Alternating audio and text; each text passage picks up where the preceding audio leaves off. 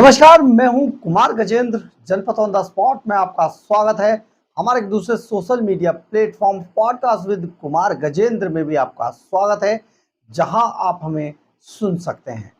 पंजाब के अंदर अब लुधियाना वेस्ट की सीट पर करो और मरो की लड़ाई शुरू हो चुकी है। जहां अरविंद केजरीवाल एंड कंपनी लंबे समय से जोर लगा रही थी, वहीं पर मात्र कुछ दिनों में जोर लगाने पहुंची भारतीय जनता पार्टी और कांग्रेस ने ऐसा हंगामा मचा दिया है कि आम आदमी पार्टी के यानी अरविंद केजरीवाल के तोते उड़ गए।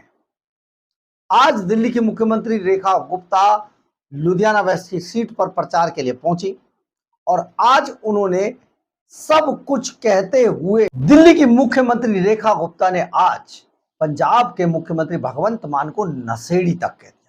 उन्होंने कहा खुद वो नशे में डोलते रहते। दिल्ली के अंदर एक के साथ एक फ्री शराब की बोतल बांटने के बाद अरविंद केजरीवाल अब पंजाब को भी उड़ता पंजाब बनाने पर फिर से तुले हुए हैं। यानी कि पंजाब में शराब से लोग मर रहे हैं और केजरीवाल चुनाव लड़ रहे हैं। केजरीवाल ही तो चुनाव लड़ रहे हैं क्योंकि उन्हें राज्यसभा से सीधे बिना चुनाव लड़े मोदी के डर के मारे थर-थर कांपते हुए राज्यसभा पहुंचना है।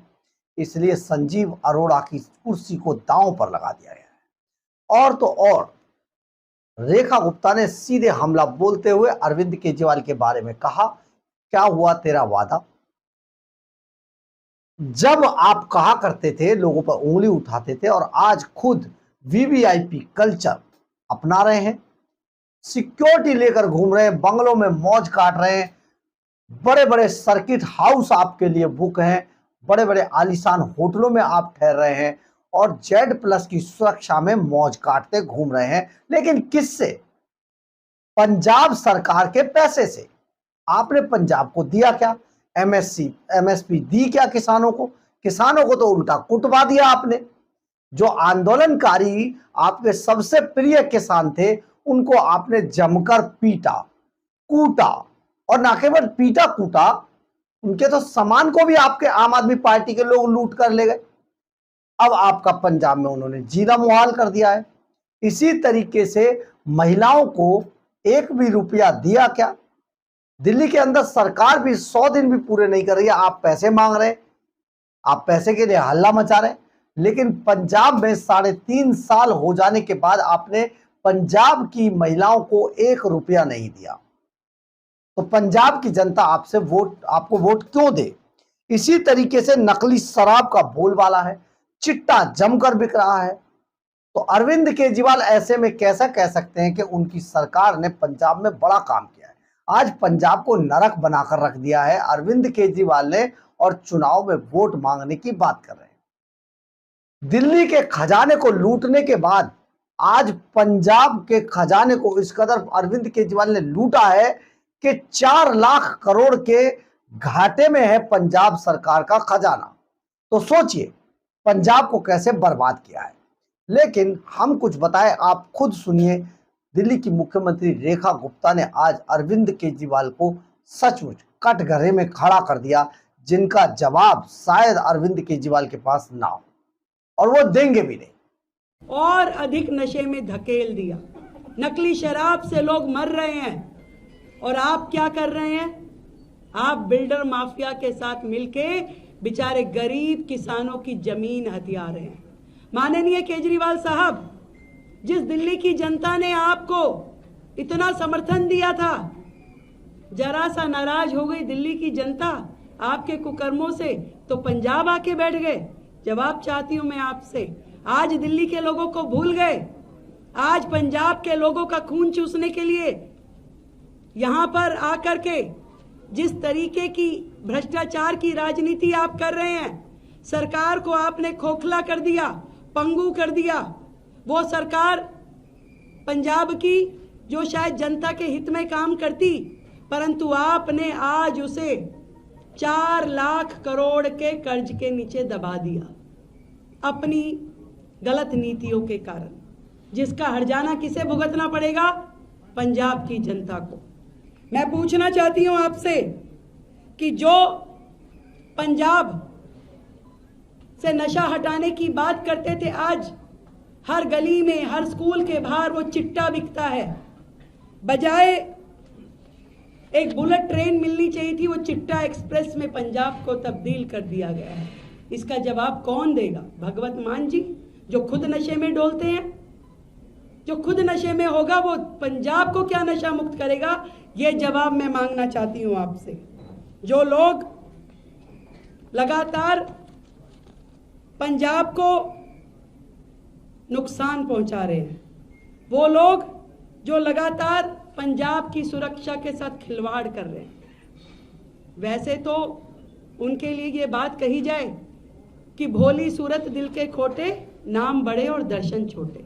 वो दर्शन दिखाने आई हूं मैं दिल्ली से आपको, जो दर्शन दिल्ली में बड़े बड़े वायदे करके उन्होंने कहा कि हम दिल्ली को लंदन बना देंगे, पेरिस बना देंगे, उसकी सच्चाई खोलने आई हूं कि लंदन पेरिस तो छोड़िए, देश की राजधानी दिल्ली को उन्होंने 10 साल पीछे धकेल दिया, जहां एक भी काम उन्होंने डेवलपमेंट का नहीं किया।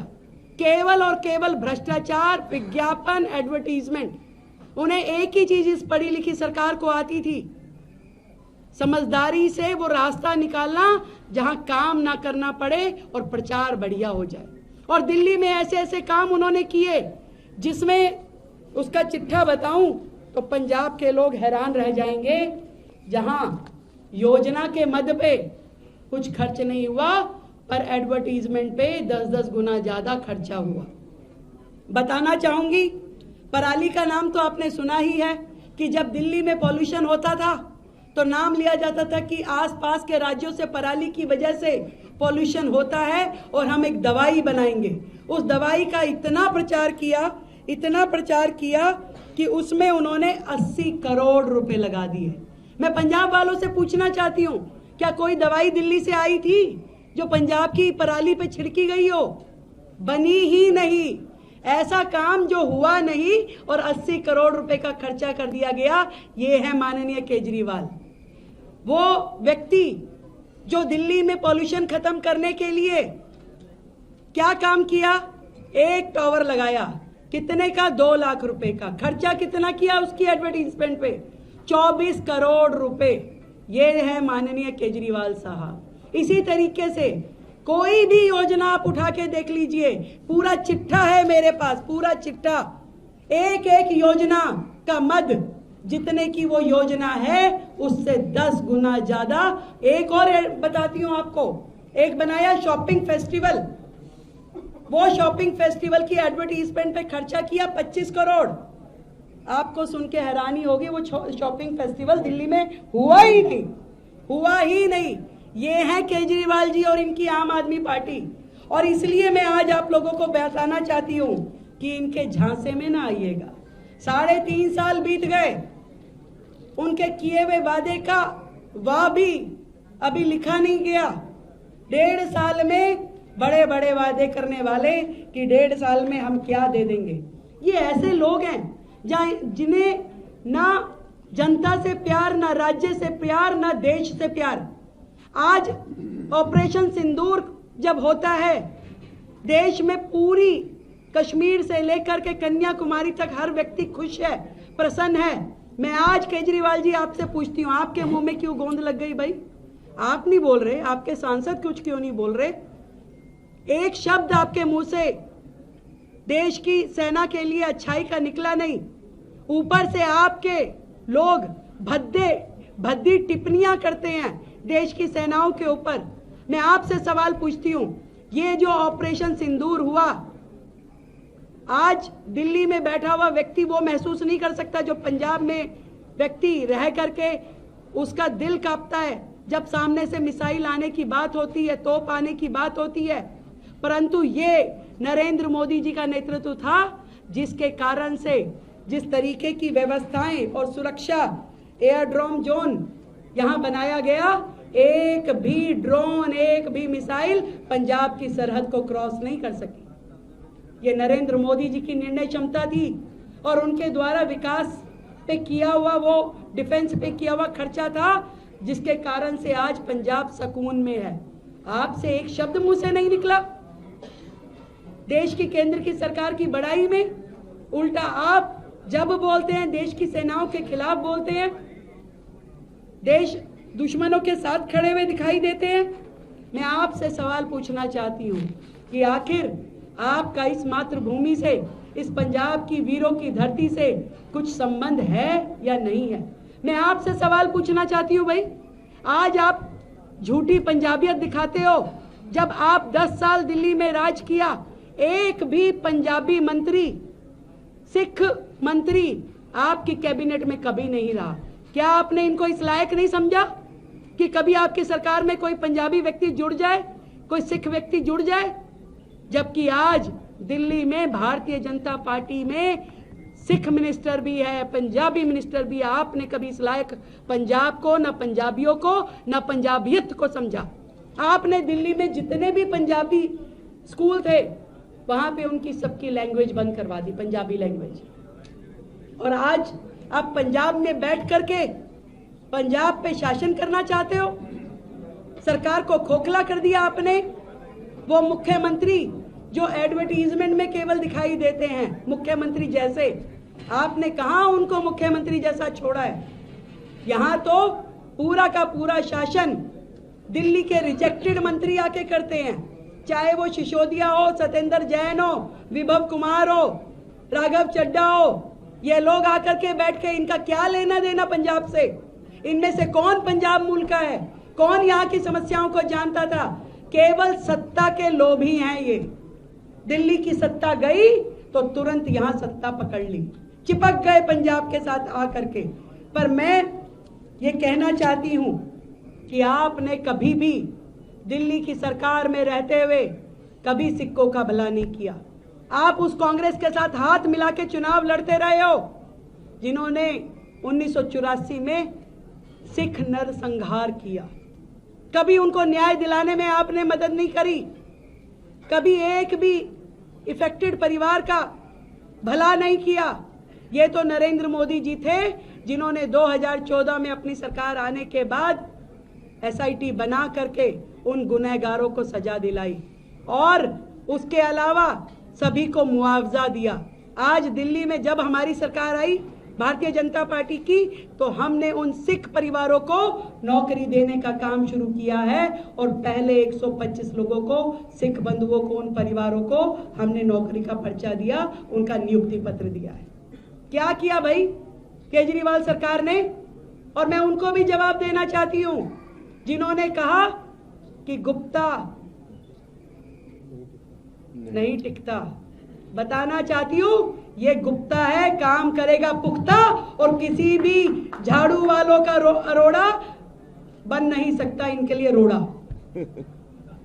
आपने देखा होगा मुख्यमंत्री रेखा गुप्ता ने किस तरीके से अरविंद केजरीवाल से एक एक करतूत का हिसाब मांगा, लेकिन केजरीवाल सिर्फ बोलते हैं, अपनी बात कहते हैं, किसी की सुनते नहीं है।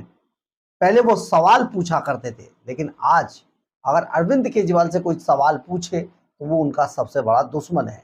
Arvind Kejriwal and company Ludhiana west की सीट पर पूरा जोर लगाए हुए है, लेकिन अब ये चुनाव खटाई में पड़ता हुआ नजर आ रहा है।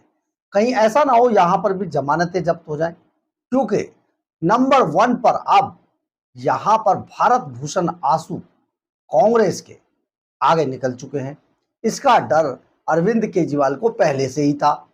भारतीय जनता पार्टी ऊपर से अब उनकी करतूतों का काला चिट्ठा पंजाब में भी खोल रही है, यानी कि जो पाप अरविंद केजरीवाल दिल्ली में करके गए थे वो पाप अब पंजाब में भी उनको भुगतने पड़ रहे हैं। ऊपर से रेखा गुप्ता, दिल्ली की मुख्यमंत्री रेखा गुप्ता पंजाब में पहुंचकर उनके सारे काले चिट्ठे खोल रही हैं, जिससे उनकी पार्टी पर बहुत बड़ा असर पड़ने वाला है। पंजाब में लोग अरविंद केजरीवाल के खिलाफ हो गए हैं और बाहरी वर्सेस अंदरूनी इसकी लड़ाई छिड़ चुकी है। अब देखना यह है लुधियाना वेस्ट की सीट पर होता है क्या। बहरहाल अगर आपको हमारी ये खबर अच्छी लगे तो आप इसे लाइक, सब्सक्राइब और शेयर जरूर करें। कमेंट्स बॉक्स में अपनी राय जरूर लिखें, इससे हमें बहुत ऊर्जा मिलती है। जय हिंद, जय भारत।